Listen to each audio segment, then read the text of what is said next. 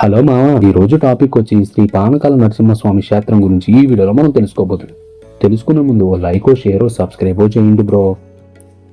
సరే, ఇక టాపిక్లోకి వెళ్తే పానకాల నరసింహస్వామి క్షేత్ర స్థల పురాణం ప్రకారం మంగళగిరిలో 3 నరసింహస్వామి ఆలయాలున్నాయి. కొండ దిగువన ఉన్న శ్రీ లక్ష్మీ నరసింహస్వామి ఆలయం, కొండపైన ఉన్న పానకాల స్వామి ఆలయం, కొండ శిఖరం మీద ఉన్న గండల నరసింహస్వామి ఆలయం. కొండ దిగువన ఉన్న ఆలయంలో శ్రీ లక్ష్మీ సమేత నరసింహస్వామిని భక్తులు దర్శించుకోగలరు. హిరణ్యకశిపుని వధించిన అనంతరం శ్రీ నరసింహస్వామి భయంకర రూపంతో రౌద్రంగా అందరికీ భీతి కొలుపుతూ ఉన్నారు. దేవతలంతా ఆ దేవదేవుని శాంతించమని ప్రార్థించినా ఫలితం కనబడలేదు. శ్రీ లక్ష్మి ఇక్కడ తపస్సు చేసి స్వామికి అమృతం సమర్పించింది. దీంతో స్వామి శాంత స్వరూపులయ్యారు. మంగళాద్రిపై వెలిసిన పానకాల లక్ష్మీ నరసింహస్వామిగా వెలిశారు. స్వామివారికి భక్తులు కృతయుగంలో అమృతాన్ని, త్రేతాయుగంలో ఆవు నెయ్యిని, ద్వాపర యుగంలో ఆవు పాలను సమర్పించారు. అయితే కలియుగంలో బెల్లపు పానకాన్ని సమర్పిస్తున్నారు. పానకాల స్వామి ఆలయంలో లోహంతో చేసిన స్వామి ముఖం మాత్రమే తెరిచిన నోటితో దర్శనమిస్తుంది. భక్తులు స్వామికి సమర్పించే పానకాన్ని పూజారి గారు ఇక్కడ స్వామి నోటిలో పోస్తారు. పానకం సగం అవ్వగానే గుటక వేసిన శబ్దం వస్తుంది. ఇక పానకం పోయడం ఆపి మిగతాది భక్తులకు ప్రసాదంగా ఇస్తారు. ఈ పానకాన్ని కొండపైన పూజారులు తయారు చేస్తారు. ఇక్కడ ఇంత పానకం పోసినా దేవుడి ప్రసాదంగా ఇస్తున్న ఈ ఆలయంలో ఒక్క చీమ కూడా కనిపించకపోవడం విశేషం.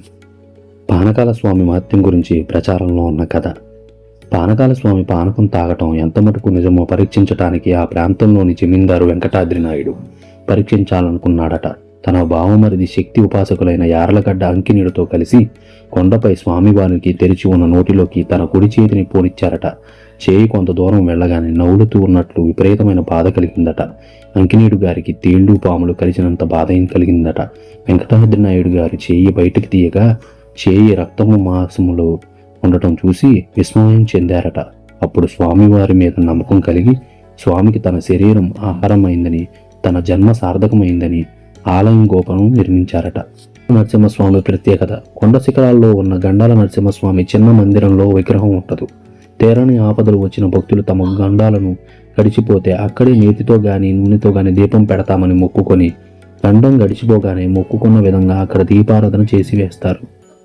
కొండ కింద ఉన్న శ్రీ లక్ష్మీ నరసింహస్వామిని మెట్ల మార్గంలో ఉన్న భ్రమరాంబ మల్లికార్జున స్వామి ఆలయంలో మూర్తులను ద్వాపర యుగంలో పాండవులు ప్రతిష్ఠించారని స్థల పురాణం ప్రకారం తెలుస్తుంది. ఆలయంలో జరిగే ఉత్సవాలు. పాల్గొన మాసంలో 11 రోజుల పాటు జరిగే బ్రహ్మోత్సవాలు ఇక్కడ ముఖ్యమైనవి. శాంత నరసింహస్వామికి శ్రీదేవి భూదేవుల కళ్యాణం జరుగుతుంది. మర్నాడు పౌర్ణమి రోజున రథోత్సవం నిర్వహిస్తారు.